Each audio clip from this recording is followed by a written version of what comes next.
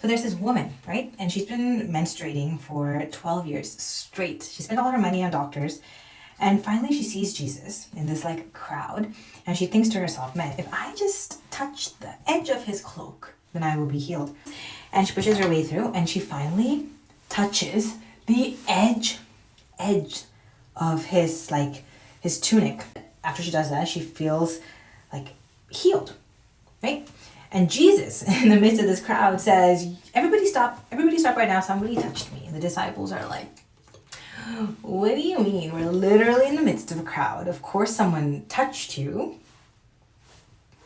He says, no, somebody touched me. Come forward, whoever you are, come forward and tell me who it was. There's this like show called The Chosen, and so we kind of watched a little clip from there in our Bible study. And in it, she says, I didn't touch you.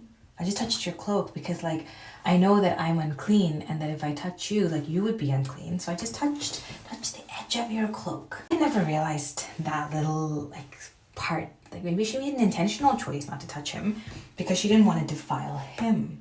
It made me think about this guy who I met in church many, many years ago, and he never took communion. He always just touched the chalice. Let me see if I have a chalice. I do. Hold on. If you don't know what a chalice is, it's like this. And in the Anglicans, we believe in like a common cup. So there's usually just like 1 or 2 cups, and then like we kind of all share communion together from the chalice. Anyway, he would always just touch the base of the chalice, and I'll say the words like the blood of Christ shed for you, or the blood of our Lord Jesus Christ. And one day, kind of just casually, I asked him why don't you receive the chalice? Is it because you don't like the common cup? And he said, no. It's because when I was 20, someone told me that because I smoke, I'll defile the cup if I share it.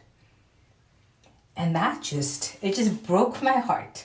It just broke my heart. He has abstained from receiving the sacrament because he thought he would defile God and God's people. Just like this woman thought that she would defile Jesus in the midst of receiving healing.